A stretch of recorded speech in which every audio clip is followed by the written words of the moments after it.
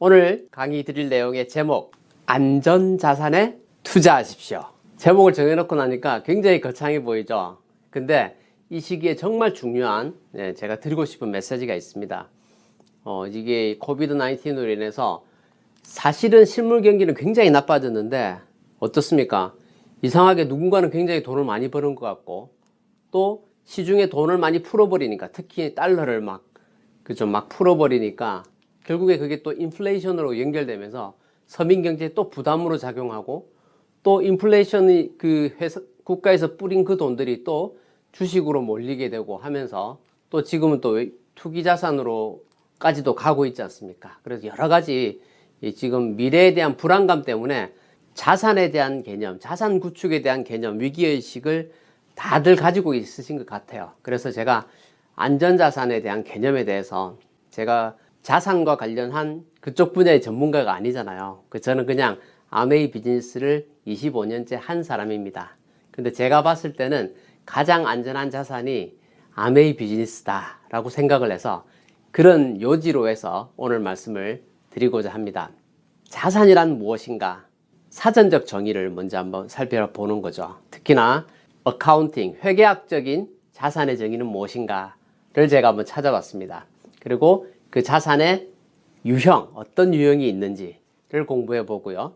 마지막으로 우리 아메이 비즈니스의 이 네트워크, 우리가 만들어내는 그 네트워크의 자산 가치에 대해서 함께 공부해 보는 시간을 갖도록 하겠습니다.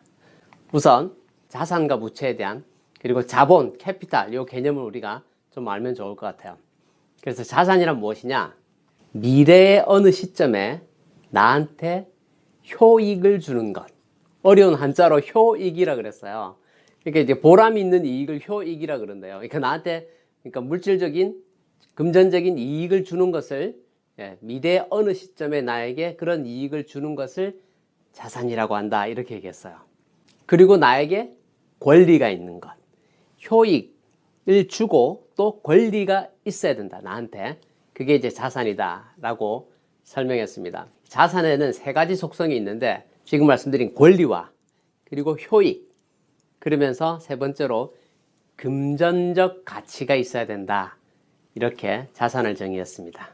사전적으로는 그렇게 정의를 하면서 거기에 또 이렇게 예를 들더라고요. 주택이란 우리한테 효익을 주는데 무슨 효익을 주나? 미래 거주라고 하는 효익을 준다는 거죠. 내가 그 주택을 구입해서 내 소유가 되게 되면 거기서 거주할 수 있다라고 하는 게 우리가 실질적인 보람이 있는 이익이 되는 것이다, 이렇게 사전적으로 정의를 한 겁니다. 자동차는 뭐냐? 사람이나 사물을 운반하거나 또 재밌는 게 이미지에 도움을 준다, 이렇게 했어요. 제가 글 쓴 사람한테 물어보고 싶어, 어떤 이미지에 도움이 되는지. 아마 차를 타고 있는 그 자체가 이미지에 도움이 된다는 뜻인 것 같아요. 차의 그레이드에 따라서 이미지가 달라진다, 이런 뜻인지 잘 모르겠습니다만 하여튼 그런 의미로 쓰신 것 같아요. 또 주식은 어떠냐? 배당이나 환매와 같은 이익을 준다는 거죠. 그래서 자산이라는 거예요. 자, 그러면 자산이 있으면 부채가 있죠. 부채라는 건 뭐냐? 아까 이제 자산은 미래에 나한테 유익, 그러니까 효익이 있는, 나한테 들어오는 게 이제, 그리고 그게 권리가 되는 게 자산이라고 했다면, 반대로 미래에 지출이 되고 그 지출에 대한 의무가 발생하는 걸 부채라고 한다, 이렇게 얘기했습니다. 자산의 반대 개념이죠. 자산이 다, 내게 다 자산이 아니에요. 왜냐하면 실제로 보면 집이 있고 차가 있고 주식도 좀 가지고 있는데 항상 주머니가 비어있고 이런 경우 굉장히 많잖아요. 그죠? 그래서 실제로 순자산이라는 걸 우리가 알아야 됩니다. 그게 이제 자본인데, 자본이라고 하는 건 내가 가지고 있는 자산 중에서 나가는 부채, 나가야 될, 미래에 지출돼야 될 그 부채를 뺀 것이 진짜 순자산이다, 이런 개념으로 설명을 드릴 수 있겠습니다. 그래서 실제로 우리가 사업 설명할 때 많이 인용하는 부자 아빠 가난 아빠의 저자 로버트 키요사키 같은 경우는 이 주택에 대한 것도 다른 시각으로 얘기를 하더라고요. 내가 모기지를 해서 뭐 20% 다운페이를 했다 라고 해서 집을 샀잖아요. 그럼 80%는 소유권 자체가 실제로 은행에 있는 거잖아요. 그렇죠? 그래서 주택을 내가 20%를 내가 다운페이를 하고 매달 모기지 페이먼을 한다면 그건 자산이 아니라 실제로는 부채라다 이렇게 얘기를 했습니다. 그리고 실제로 그런데 만약에 그 집을 내가 쪼개가지고 렌트를 주거나 저희 이 인구 밀도 높은 이 뉴욕 플러싱 이런 지역에는 더 잘게 쪼개는 경우도 있습니다. 그래서 막 룸메이트를 두거나 이렇게 하면서 잘게 쪼개가지고 만약에 그걸로 지속적인 수입을 만들어내면 그게 진짜 자산이다. 이렇게 얘기를 하더라고요. 그러니까 들어오는 거 대비 들어오는 게 더 많아야 되는 거죠. 예. 그랬을 때 자산의 개념이 성립하는 거고, 자동차도 그렇습니다. 자동차 같은 경우는 구입하자마자 실제로 감가상각이 급격히 되죠. 예. 그리고 1년, 2년 지나서 되팔 때는 훨씬 더, 다운그레이드 돼서 차를 되팔게 되기 때문에 차 같은 경우 굉장히 감가상각이 많은 것이고, 차도 내가 구입을 했는데 그 차에서 내가 만약에 다운페이가 적어서 만틀리로 만약에 페이먼이 많으면 그거 역시도 부채다. 그러면서 집 같은 경우 에어비앤비를 하거나 차 같은 경우 만약에 우버를 해. 그래서 그분이 만약에 우버를 해서 그걸로 인해서 만약에 노동수입 플러스에서 엑스트라로 더 수입이 생겨서 그 수입이 실제로 내가 차가 페이먼트보다 훨씬 더 많은 수입을 만들어내면 그것도 자산이 될 수 있다. 그러니까 똑같은 집이니까 자산이야. 이게 아니라는 거죠. 그래서 자산과 부채에 대한 개념을 우리가 정확하게 알고, 그러니까 나한테 들어오게 하는 건 자산, 나가게 하는 건 부채, 이렇게 보는 거죠. 그래서 그걸 공부하고 나서 저희도 처음에 집을 장만했을 때 항상 그렇게 얘기했어요. 아직 바닥이 그러니까 집이 3층인데 아직 1층에 바닥 절반 정도가 우리 집이다. 처음에 시작할 때는 그렇게 시작했던 거예요. 차도 마찬가지죠. 그리고 심지어 저희들 굉장히 넉넉하지 않았을 때도 제 아내가 침대는 좋은 게 있어요. 잠은 편하게 자야 된다 해서 굉장히 고가의 침대 매트리스를, 침대에서 매트리스가 제일 중요하잖아요. 굉장히 고가의 걸 구입했는데 거기서 그것도 이제 그 2년에 나눠서 분납을 했었어요. 그러니까 아직 침대에서 요만큼은 우리 거, 나머지는 은행 거, 그런 개념으로, 경제 개념을 가지고 살았던 기억이 납니다. 정말 굉장히 중요한 겁니다. 우리가 들어오는 거 대비 나가는 거에 대한 개념을 정확하게 알고, 그런 개념을 가지고 우리가 비즈니스를 해야 되지 않을까 이렇게 생각을 합니다. 그래서 정리되셨죠? 자산에서 부채를 뺀 게 순자산이고, 내가 뭔가를 가지고 있는데 그걸 통해서 내가 돈을 벌면 그게 이제 플러스로 오는 거면 자산 개념, 그렇지 않으면 부채 개념이다. 그렇게 이해하시면 좋겠습니다. 그렇게 따지면 지금 제가 이렇게 강의를 하면서 촬영하고 있는 이 장비들을 저희가 구입한 것들 있잖아요. 저희한테 굉장히 중요한 자산이 되는 거죠. 이거는 값으로 못 매기는 거잖아요. 그렇지 않습니까? 이거 하나 카메라가 1,몇백 불 하고 조명이 얼마씩 하고 이런저런 얘기를 할 수 있겠죠. 근데 그걸 우리가 어떻게 자산 가치로 그걸 만약에 내가 당시에 만약에 할부로 샀다고 하더라도 그건 마이너스가 아니라 실제로 플러스인 것이죠. 네. 그런 개념으로 우리가 이 유연성이 있는 사고를 해야 된다는 말씀을 먼저 전제에 두고 진도를 나가보도록 하겠습니다.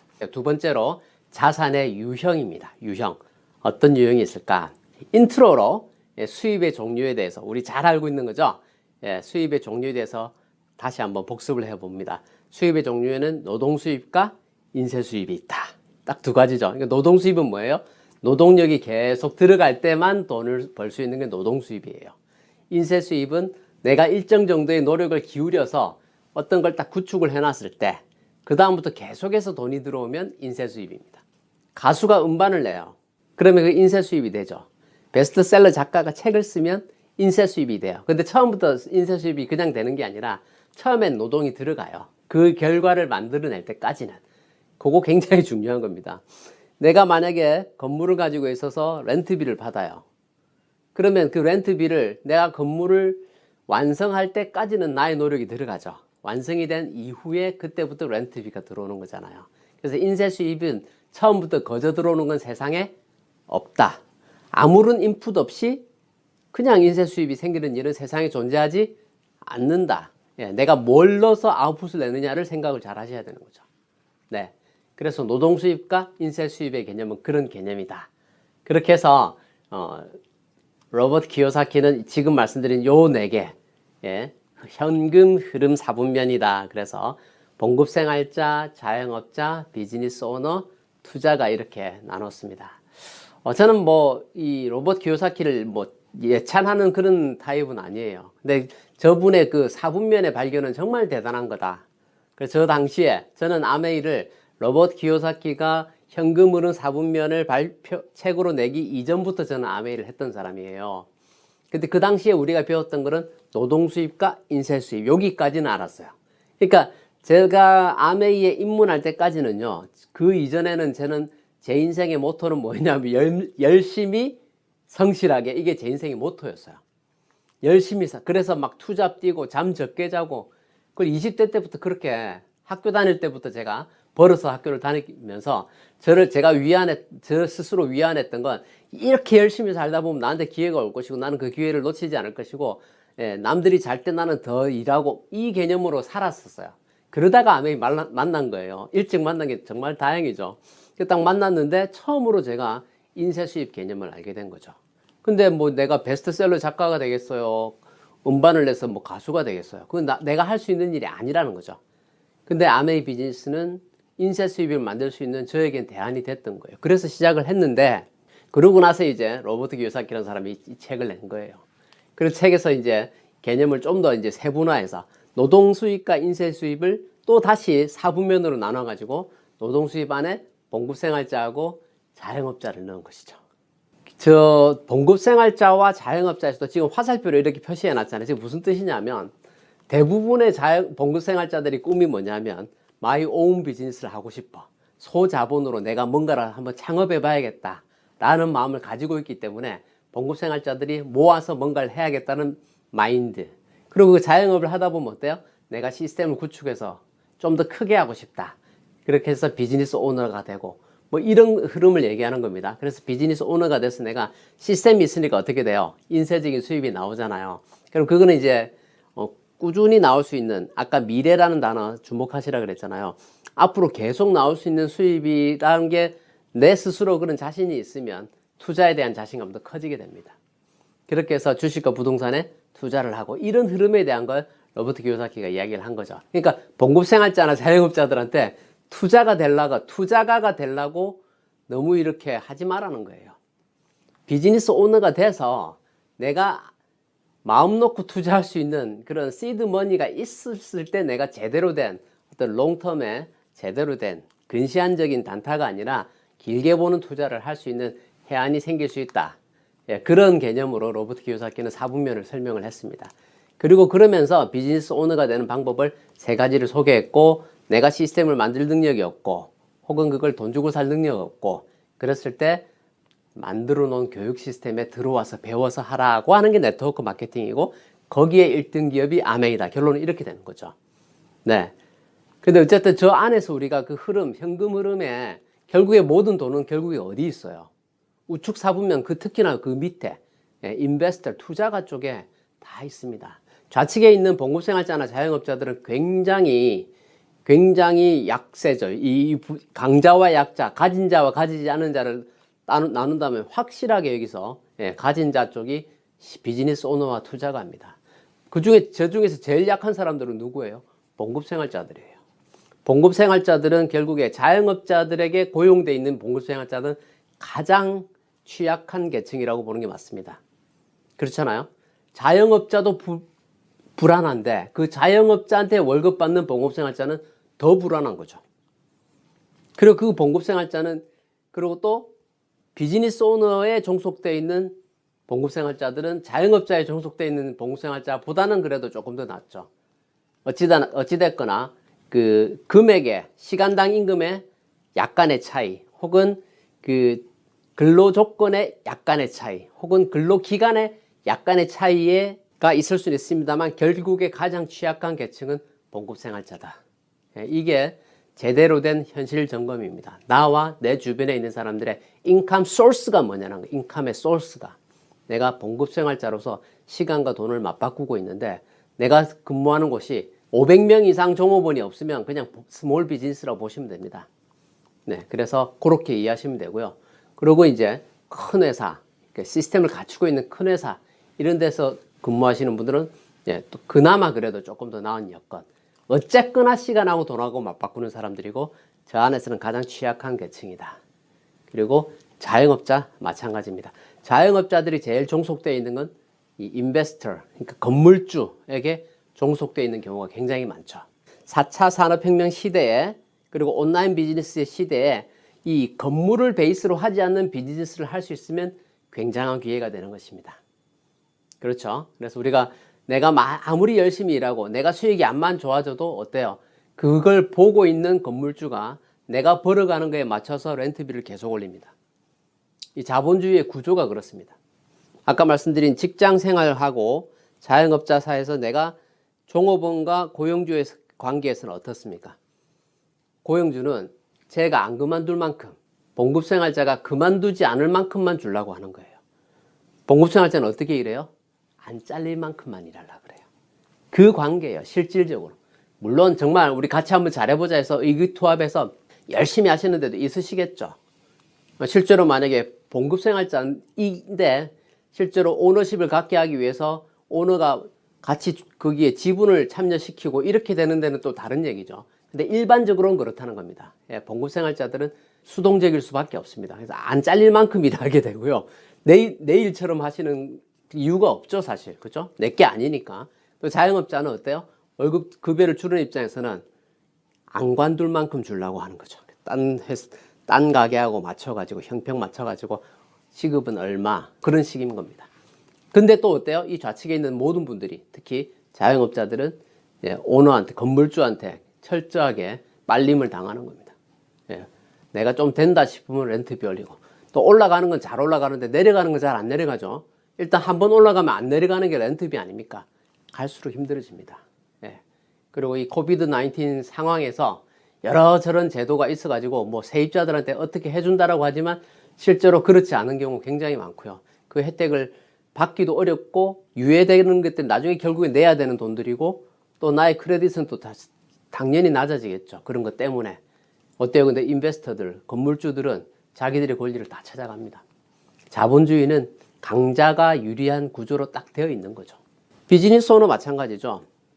시스템을 갖추고 개발하고 돈 주고 사고 혹은 우리는 이제 시스템을 활용하는 사람들이니까 지금 말씀드린 그런 부분에서 굉장히 유리하죠. 내가 투자되거나 이런 부분들이 거의 없기 때문에.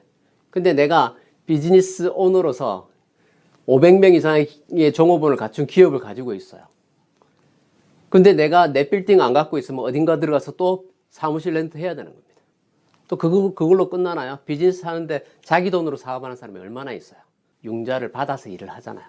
결국에 그 돈들이 다 결국에 투자가들, 은행들 그렇게 되는 겁니다. 결국에 그래서 이 오른쪽 하단에 있는 인베스터 지금 4분면을 4개로 정확하게 나눠 있지만 실제로는 돈은 투자가들이 다 가지고 있다. 결국에 우리가 돈으로부터 자유로워지려면 저 투자가의 대열에 들어가야 되는데 그 방법이 봉급생활 통해서 주식 사가지고는 어렵다. 자영업 하면서 누구보다 열심히 샷다 올리고 내리고 하면서 꼭두 새벽부터 밤늦게까지 일을 하는데 언제 전문 투자가 기관 투자자들처럼 또 혹은 뭐 그걸 업으로 삼는 사람처럼 해서 주식해가지고 돈을 버시겠어요. 이게 만만한 일이 아니라는 거죠. 템포러리 할 때는 지금처럼 장이 한참 좋다 그러면 템포러리하게 버는 것 같죠. 근데 그게 내가 그 시드머니가 내가 길게 갈 수 있는 돈이 아니면 나중에 또 하락장이 왔을 때 또 어려움이 생기고 이게 업앤다운이 있을 때 나의 심리적 업앤다운이 같이 가게 됩니다. 그러니까 자본주의의 노예로 살아가시게 됩니다. 그렇게 되면. 그래서 절대 그게 바람직한 행복할 삶이 아닌 거죠. 실제로 그게 내가 차익을 실현하기 전에는 주식이 값이 많이 올라도 실제로 나한테 크게 득되는 일이 없잖아요. 그냥 기분만 좋은 것이죠. 그래서 저는 주식 전문가가 아니라 길게 얘기하고 싶지 않고 결론은 아메이거든요. 우리는 모든 게 깔때기 아닙니까? 어디로 들어와도 마지막엔 아메이예요. 뭐 저는 그렇게 살아왔기 때문에 저의 결론은 항상 아메이입니다. 근데 제가 주장하는 게 근거가 있냐 없냐만 판단해 보시면 되겠습니다. 그래서 자산의 유형에 대해서 말씀을 드리면 자산에는 두 가지 타입이 있어요. 눈에 보이는 게 유형 자산이에요. 눈에 안 보이는 건 무형의 자산이고요. 그리고 또 리스크가 큰 자산들이 있어요. 그리고 안전한 자산이 있어요. 그게 아메이라는 거예요. 제 결론은. 잘 보세요. 유형자산, 무형자산 했을 때 우리가 흔히 말하는 주식이나 부동산이나 금, 은 같은 광물들, 그리고 뭐 석유까지도, 그죠? 그리고 요즘 같은 뭐 비트코인 뭐 이런 것들까지도 자산으로 따지면 이게 유형이에요, 무형이에요? 어떤 분은 가상화폐 같은 거는 눈에 안 보이니까 무형이다 그러는데 정확하게 용어의 정의를 아셔야 됩니다. 유형자산과 무형자산은요, 형태가 없다는 얘기는 뭐냐면 사람이 하는 건 형태가 없다고 하는 거예요. 자, 우리 문화재도 유형문화재가 있고 무형문화재가 있죠. 무형문화재가 뭐예요? 내가 경복궁, 뭐 광화문 이렇게 있는 것들은 유형이에요. 무형문화재는 뭐예요? 인간문화재가 무형문화재예요. 그 인간이 판소리를 하고 창을 하고 뭐 우리의 고유의 국악의 악기를 다루고 부채춤을 추고 이런 거는 물체가 아니잖아요. 예, 동산이나 부동산은 유형이에요. 사람이 해내는 가치, 부가가치는 무형인 거죠. 그러니까 결국에 사람이 자산이 되면 무형자산인 거죠. 손흥민 선수 뭐예요? 무형자산이에요. 그 사람 한 명의 몸값이 어마어마하잖아요. 그렇죠? 유현진 선수 이번에 한국으로 컴백한 추신수 같은 분 얼마나 멋집니까? 그 한 사람을 위해서 달라붙는 사람이 몇 명이에요? 기업이잖아요. 기업. 무형의 자산이 사람이 하는 게. 그리고 위험자산과 안전자산은 위험자산 그거는 굉장히 주관적이죠. 부동산이 위험해요, 안전해요? 그때 달라요. 주식이 위험해요, 안전해요? 그때 달라요. 근데 결국에는요, 리스크는 다 감수해야 돼요. 만약에 세상에 어떤 주식이 있어. 내가 딱 샀는데 그거는 무조건 보장해줘. 그리고 올라가는 대로 줄게. 이렇게 하는 주식이 있으면 안 할 사람 누가 있습니까? 그렇잖아요. 내려가는 거에 대해서도 내가 책임을 져야 되니까 그게 문제인 것이죠. 부동산은 안 그렇나요? 경기에 따라서 주변 상황에 따라서 등락이 있기 때문에 미래에 대한 가치는 절대 우리가 함부로 예단할 수 없는 겁니다. 사놓으면 무조건 오른다 그러면 안 살 사람이 누가 있냐고요. 비트코인 마찬가지고요. 왜 주저하세요? 변동성이 크니까. 잘못하면 쫄딱 망하니까 앞으로 올라갈 것 같은데 마음이 불안하죠. 그럼 어때요? 변동성이 큰 만큼 내 마음의 심리적인 변동도 커지는 거예요. 인생이 불행해집니다. 계속 주식의 그 차트만 쳐다보고 살아가는 분들이 얼마나 많이 있습니까? 지금 버는 것 같죠? 큰 코 다칠 때가 옵니다. 절대 인생이 행복해지지 않은 거예요. 결국에 우리는 나의 시간을 소모해 가면서 사망에 이르는 그 시점까지 우리의 인생의 배터리를 소모해 가면서 살아가는데 그걸 주식 차트를 바라보면서 등락에 내가 일희일비하면서 사는 거, 비트코인을 내가 얼마를 샀든 거기서 그거에 등락에 기분 좋았다가 슬펐다가 하는 그런 인생이 과연 행복할까? 예. 그래서 저는 어떻게 하느냐? 저는 잃어버려도 될 만큼만 집어넣어요. 항상. 그러면 내가 요만큼 없어도 돼 하면 그만큼 딱 집어넣으면 오르면 오르는 대로 좋고 없으면 없는 새 칠 수 있는 만큼만 하는 게 맞다라고 보는 거죠. 제가 보는 기준에서는. 그래서 제가 볼 때는 아메이 비즈니스를 제외하고는 전부 다 위험자산이에요. 예, 아메이는요 보장돼 있잖아요. 여러분 일정 정도의 네트워크가 완성이 되잖아요. 그럼 여러분 미래에 대한 불안 하나도 없습니다. 제가 생각하는 행복은 거기에 있어요. 미래에 대한 불안이 없는 게 행복의 출발이에요.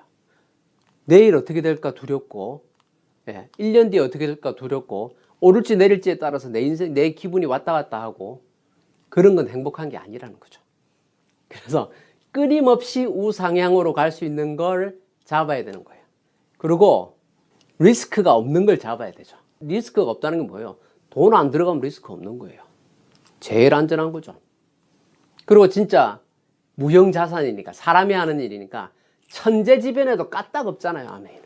코로나에도 까딱 없었잖아요. 무형자산이면서 안전자산이기 때문에 그렇습니다.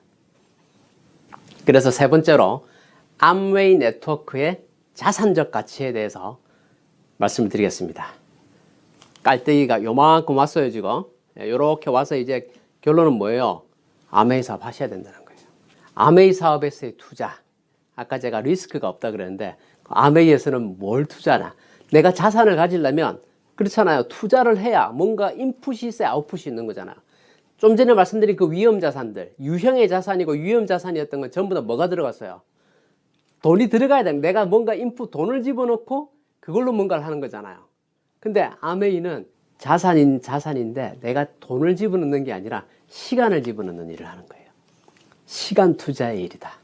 자본을 투자하지 않고 시간을 투자해서 할 수 있는 일이 아메이 사업이고, 특히나 비기너들에게는 현재 하는 일을 하면서 같이 할 수 있는, 아까 4분면에 계신 분 중에서 취약계층, 직장생활 하시는 분 혹은 자영업에 종사하시는 이분들이 자본주의 사회의 구조 체계에서는 취약계층이잖아요.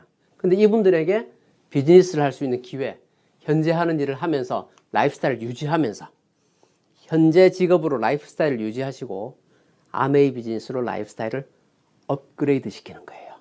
공식은 간단합니다. 현재 하는 일로 라이프스타일 유지, 그리고 아메이로 쌓아가는 거죠. 그리고 이 자산은 계속 쌓아가는데 무형의 자산이에요. 왜? 사람이 하니까. 무형의 자산이고 안전한 자산인데 올라가면 안 내려와. 계속 유지하면서 상승, 유지하면서 상승, 유지하면서 상승. 개런티합니다. 제가 지난 25년 동안 충분히 경험한 일입니다. 저뿐만 아니라 제가 본 아메이 세계에서 잘된 리더들은 모두가 그렇게 해서 잘된 사람들입니다. 아메이의 제대로 된 시간을 제대로 된 방법으로 투자하신 분들, 시간 투자 제대로 하시면 반드시 성공하십니다. 만약에 미국 기준으로 하루에 3시간을 일을 했다고 쳐봐요. 현재 하는 일을 하시면서 부업으로 또 다른 시간과 돈을 맞바꾸는 부업을 했다고 쳐봐요. 그랬을 때 만약에 그 일을 2년 동안 해요. 하루에 3시간 그리고 주 5일 1년이 52주고 그걸 2년을 했어요. 그랬더니 그 시간의 합이 1560시간이 나왔습니다. 그 1560시간 동안 시간과 돈을 맞바꾸는 그 일을 했을 때 나한테 얼마의 인컴이 생깁니까? 계산을 해봤더니 2년치를 다 모아야 23,400불이 나와요. 인생 안 바뀌잖아요. 현재 내가 하는 일을 하면서 부업으로 1년에 16,700불을 벌었다고 생각해 보세요. 그걸로 인생이 바뀝니까? 시간하고 돈하고 맞바꾸는 일로는 인생이 바뀌지 않는다는 거죠. 근데 만약에 현재 하시는 일을 하시면서 아메이 사업을 하루에 3시간을 해보세요. 그러면 암만 못해도 파운더스 플래티늄이 되실 거예요. 제가 25년 전에 처음에 아메이 세계에 딱 들어왔을 때 제가 그 당시에 세웠던 목표가 그거거든요. 대기업 직장생활 만만하진 않잖아요. 제가 그때 세웠던 목표, 하루에 1명은 꼭 만난다. 내가 한 사람도 만나지 않으면 난 집에 안 들어간다 는 마음으로 아메이를 했어요. 그렇게 하루에 3시간을 2년을 하는데 왜 파운더스 플래티늄이 안 되겠습니까? 다 되죠. 근데 그렇게 안 하니까 안 되는 거예요. 기분 좋으면 하고 기분 나쁘면 안 하고, 부부싸움 하면 안 하고 기분 좋을 때 하고, 날씨 좋으면 하고 비 오면 안 하고, 뭐 이렇게 하시니까, 춥다고 안 나가고 이렇게 하시니까 야, 오늘은 좀 기분이 좀 그래, 오늘은 드라마 볼래, 이렇게 되시니까 그렇게 2년을 하루에 3시간 한 사람은 별로 없습니다. 그렇기 때문에 누군가는 되고 누군가는 안 되는 거죠. 제대로 된 시간을 제대로 된 방법으로 하루에 3시간을 투입하시면 2년 하시면 파운더스 플래티넘 되실 수 있고요. 그렇게 했을 때 애뉴얼 인감 평균 6만 불 플러스 어치버 여행.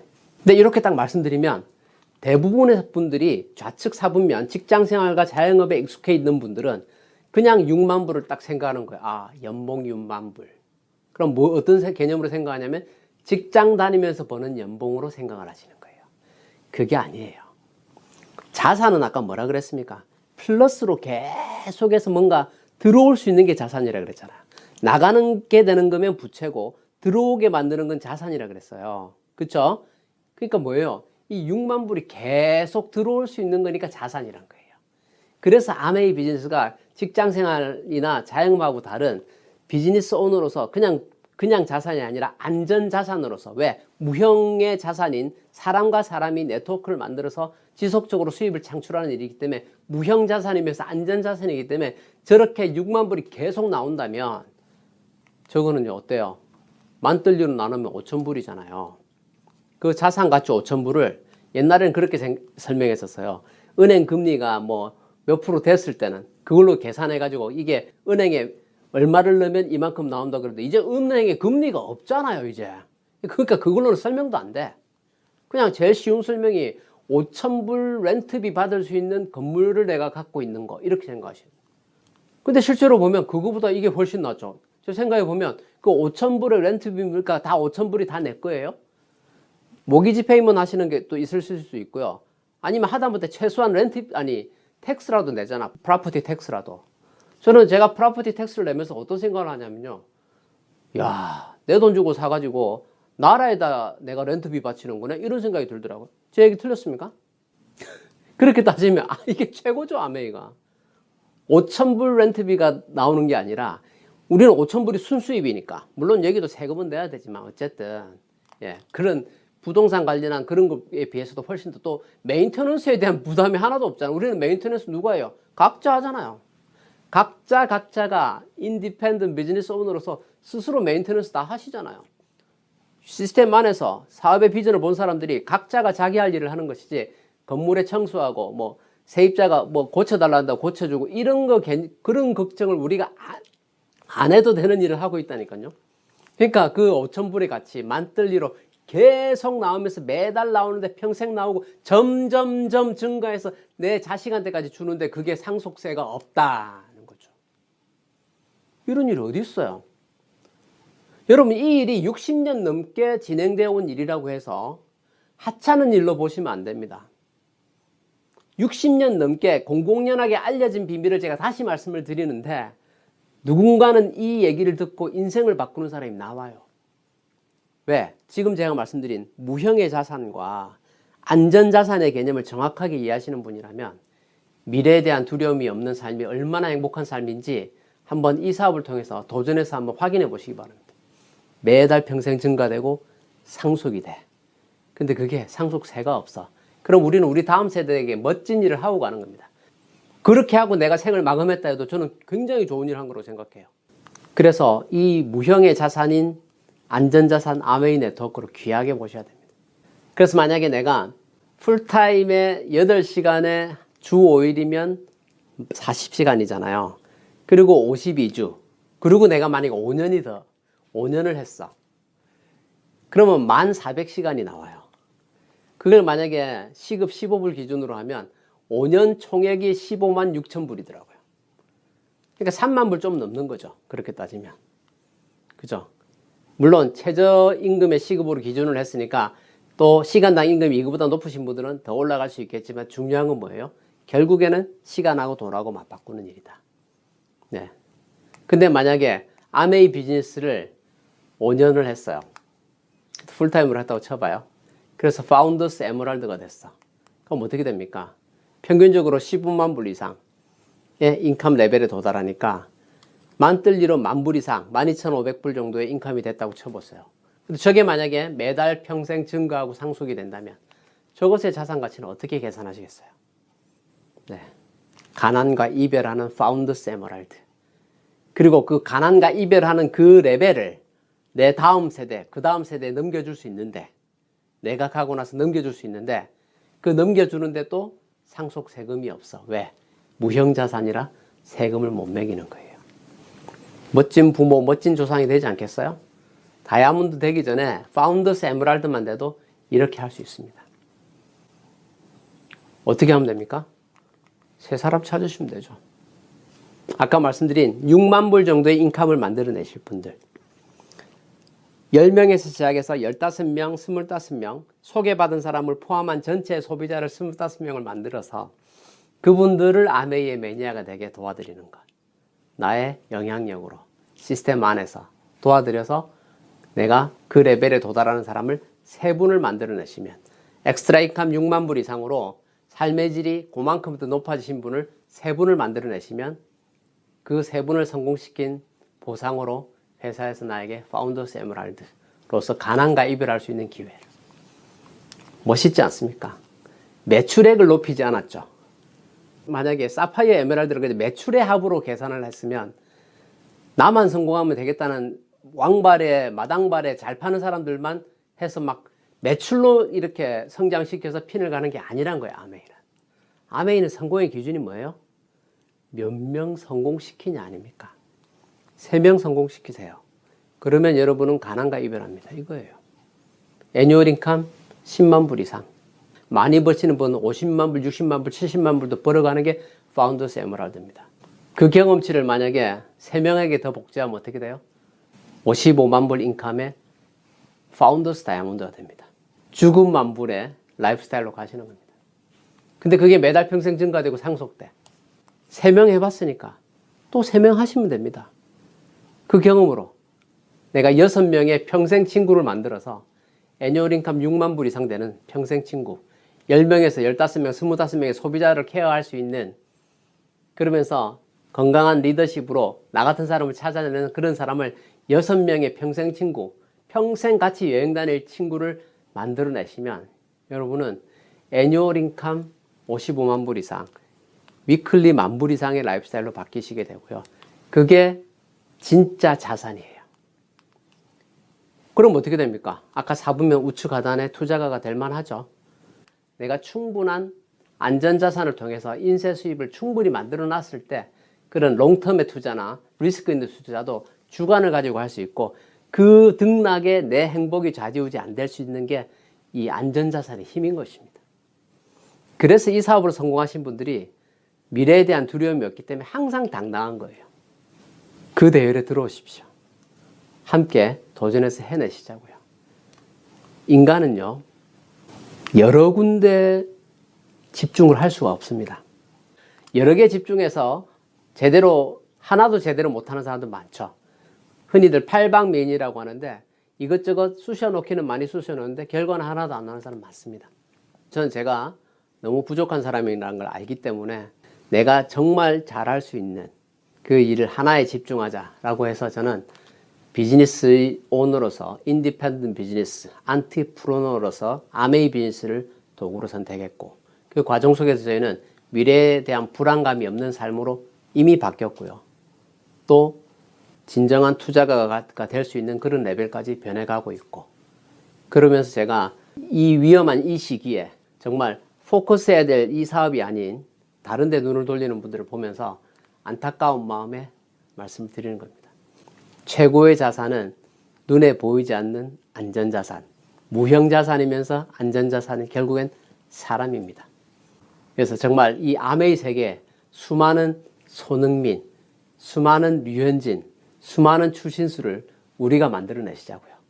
나의 가치를 그렇게 높이고 내 파트너들의 가치를 높여서 이 세상을 정말 멋지게 만들었을 때 우리가 이민자의 롤 모델이 되고 21세기 정말 아메리칸 드림을 몸소 실현해 보이는 그런 여러분과 제가 되기를 바라겠습니다.